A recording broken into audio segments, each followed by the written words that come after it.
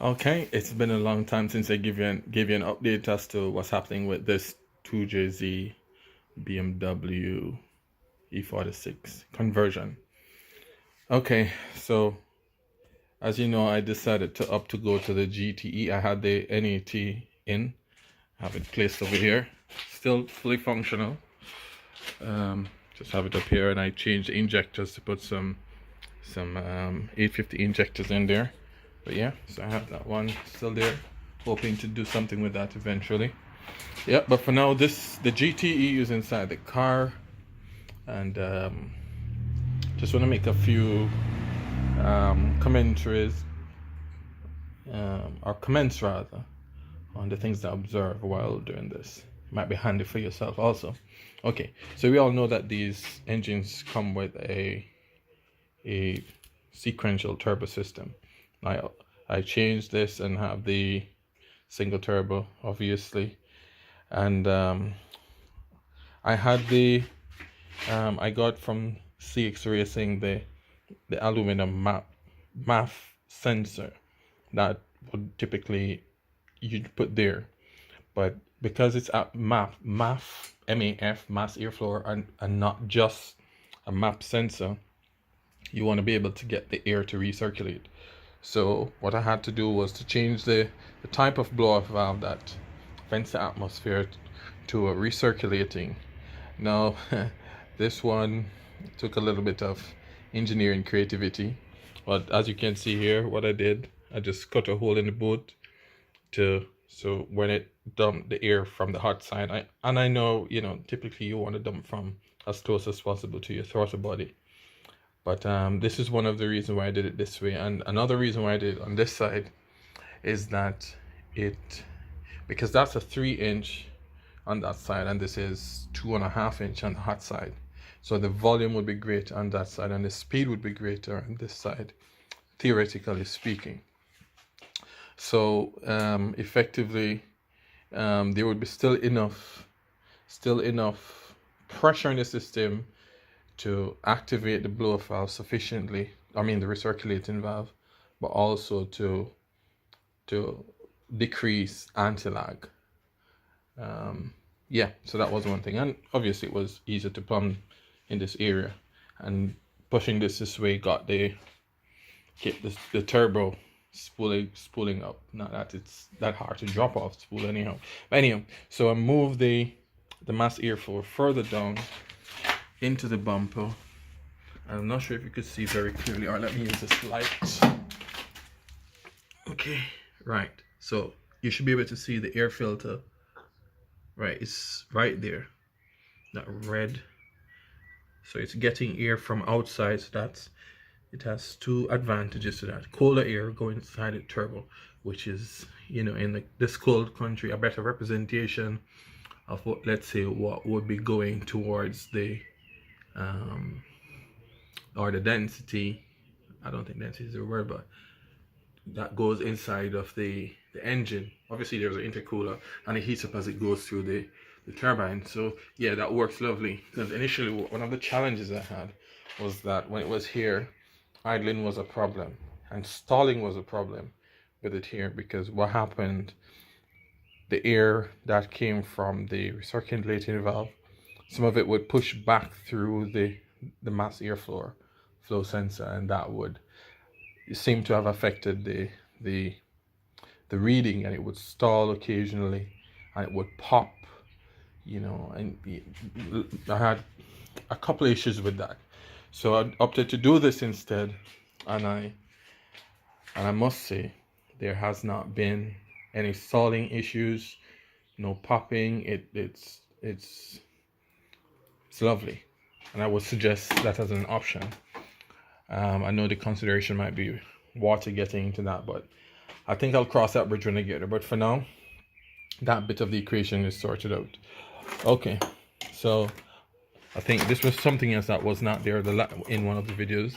It was a boost controller, manual boost controller. So it's easy to really figure out how a boost controller works. But you have one coming from the turbine, to the boost controller. This goes to, I don't know if you could see it, but it's mounted invertly, the wastegate. So it goes to the top of the wastegate, right? Which basically what it's doing is creating pressure on top of the solenoid. Because ideally, if you're not going to do that, it's going to depend entirely on the spring PSI rating. So if the spring is 10 PSI, once it hit 10 PSI and the boost pressure is going to the bottom of the solenoid, obviously it would open up. But this helps to keep the spring pressure lower. Yeah. Right, so yeah, so that's lovely. That's working out nicely. Still have a bit of exhaust leak there. And I should note, there's a slight exhaust leak there that I need to get sorted out. I'm going to change the V-band on that. But I had a little bit of an incident here where the heat started to melt this under tree. So I cut that out, put that heat blanket over it, and it's not bad. But I know that the leaking exhaust gases is contributing to the high temperatures inside of that. Okay, all right, well, still a lot of things to get sorted out. Yeah, I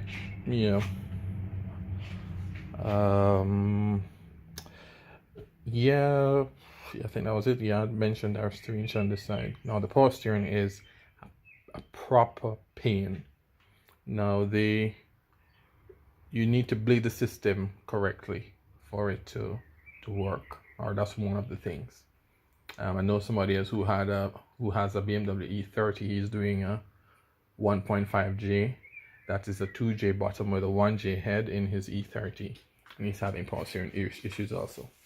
But when I jacked up the car and tried to work the power steering matter, because this is a manual steering, it's not using the electronical signal that comes typically with the vvti.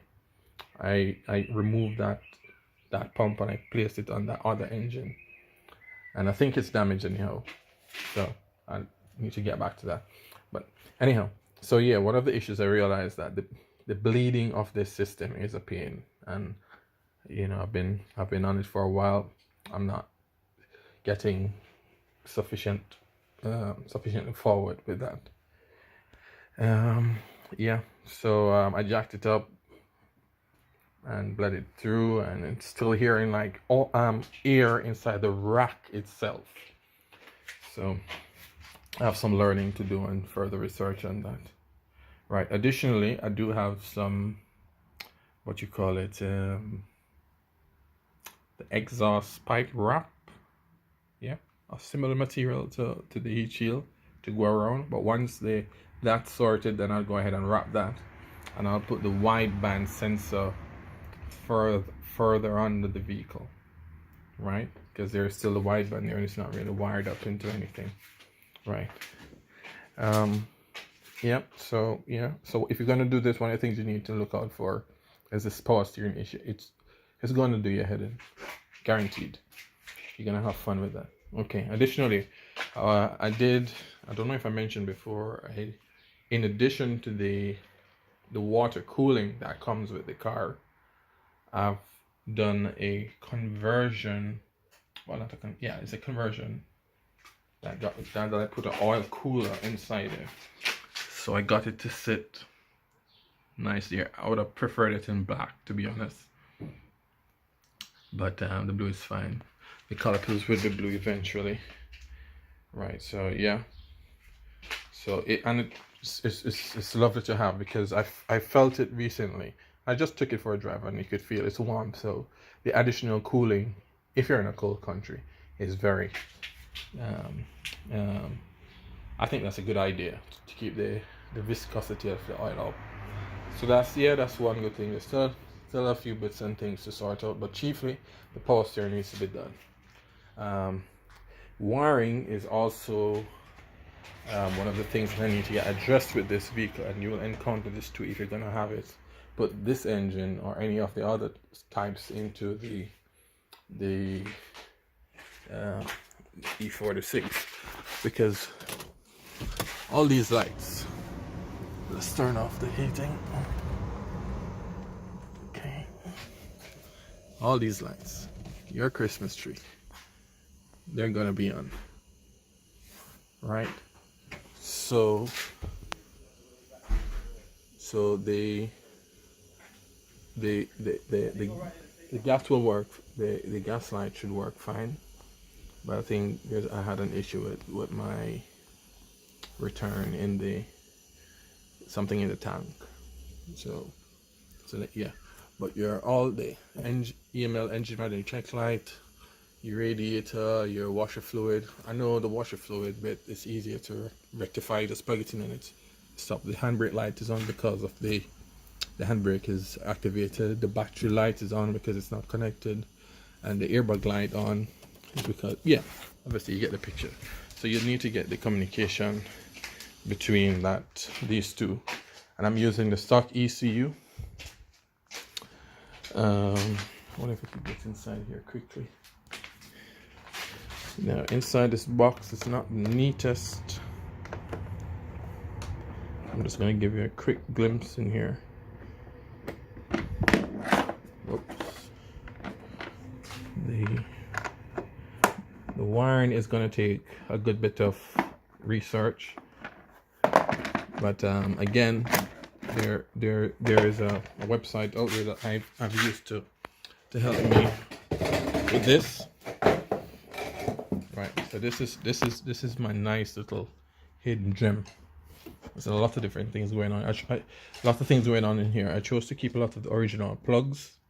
I'm not sure what my rationale is yet, but I thought, let me not start throwing away things. Now, what I went ahead and done was label them all, and especially the ones that are not yet connected. So when I'm getting back to this, or let's say somebody with more expertise is gonna do this, or let's say upgrade to a more, or to a standalone ECU, then it's easier for them to go through, right? So you could see, all of the, engine start signal, all of this, all of them, they're labeled.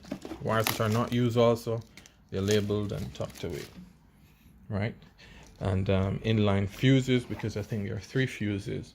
There is, I think it's a 15 or 25 amp for the ETCS. I think that goes to constant power, but I use an inline fuse for that. And then there is there's a 5 volt and another 15, a 5 volt and a 15 inline. I don't remember where exactly where they're for. Yeah, so I think this would be my next thing. I want to ensure that everything is working fine. I'm going to get the exhaust sorted out. Get that. There's a leak in there, and yeah, right. Ideally, if you want to, if you're gonna get this engine, try to get the reservoir that came with the engine and not the BMW, because I had to find a hose that has the correct angle to allow the flow, because the input is down, where on the 2JZ engine is pointed out. So you could position it lower, and you could have the flow going into the power steering better. Yeah. Let's see if I could just get some light further on this. Okay. Not sure if